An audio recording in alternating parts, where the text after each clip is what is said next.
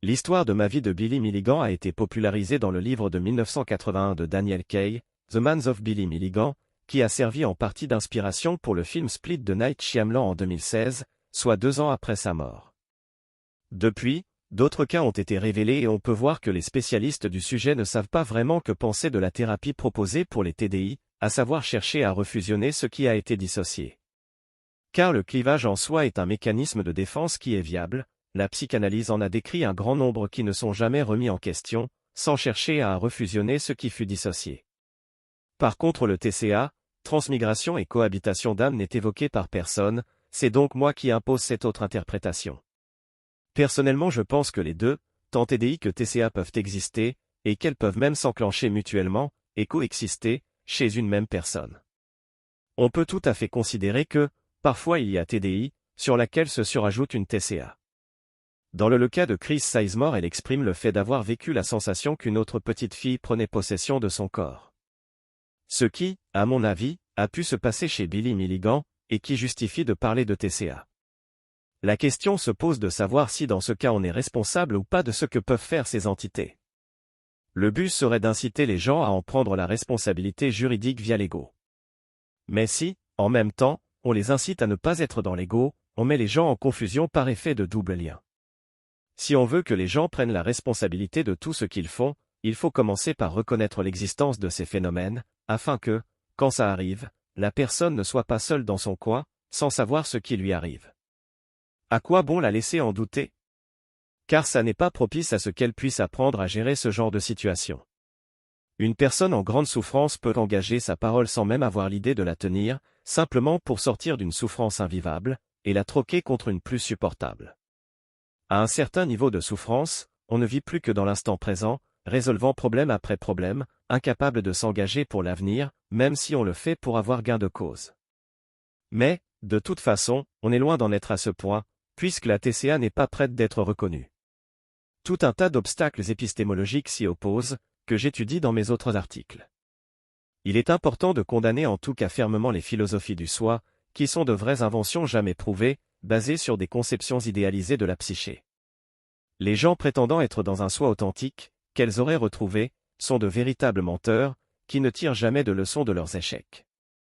Cette théorie du soi est la signature des gens qui n'ont jamais fait de thérapie. Une fois qu'on s'aperçoit qu'on a en soi des entités qui agissent à notre place, là on peut agir sur elles, car tant qu'on ne le sait pas, comment avoir l'idée de le faire? Donc on peut avoir les deux, des parties dissociées, et des parties envoûtées. Par contre le cas de Billy Milligan montre que toutes les entités ne sont pas obligatoirement malveillantes vis-à-vis de la personnalité de base, ni vis-à-vis de l'entourage extérieur. En fait, ce qui est important à comprendre est de savoir qui est celui qui est le plus souvent là.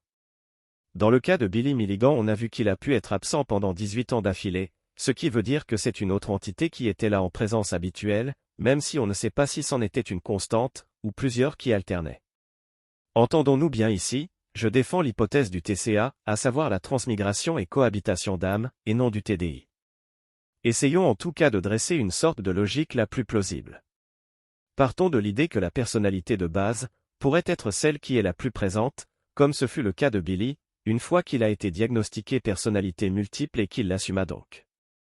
C'est à ce moment qu'il s'est réveillé, de l'aveu de sa mère, qui dit qu'elle ne l'avait plus revu depuis 18 ans, ce qui laisse entendre qu'il ait pu se retirer de la conscience pendant une très longue période.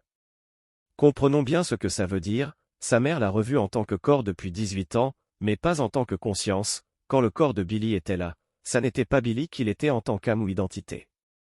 Le principe est que, quand une personne se sent en danger, elle peut être dans une sorte de panique telle, qu'elle s'évanouit, et qu'alors instantanément une entité peut prendre sa place.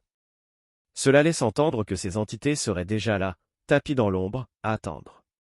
Certains médiums nous disent que nous aurions tous des tas d'entités, qui seraient autour de nous, sans qu'on le sache, ce qui semblerait se vérifier ici. Si une personne, en effet, décrit que, pour la première fois, elle a conscience de s'évanouir et, qu'immédiatement, une entité part faire ce que sa mère lui demande, qui vient de se couper un bras en taillant du bois, d'aller chercher son père, c'est que l'entité était là qui voyait toute la scène, et qui s'aperçoit que l'âme s'évanouit. Cela peut sembler sinon incroyable de constater qu'elle soit capable de prendre immédiatement, illico presto, la relève, à savoir qu'elle prend possession du corps, et part en courant chercher le père. Comment l'interpréter sinon qu'elle voyait la scène, et que, si la petite fille était partie chercher le père elle-même, l'entité était là, y assistant quand même. Alors la première question qui se pose, au-delà de toute sensiblerie, est-ce que ça arrive à beaucoup de gens? Il semblerait que oui, sauf que les entités habituellement ne prennent pas en main le corps, mais seulement le mental. Bien des fois on peut voir des gens avoir des attitudes irresponsables, qui consistent à manipuler autrui pour arriver à ses fins.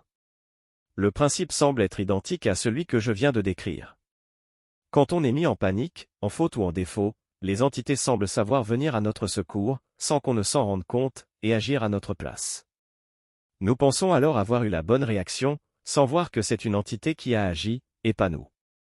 Il se trouve que je me suis plié à l'expérimentation pour voir comment ça fonctionne. Je me suis plié à faire celui qui ne voyait rien pendant plusieurs années, des gens que je confrontais à leurs mensonges, me répondaient de cette manière, et je faisais celui qui ne voyait rien, pour voir la suite des événements. En gros je les laissais me manipuler de cette manière, pour voir jusqu'où ça peut aller, tant pour soi que vis-à-vis de l'autre.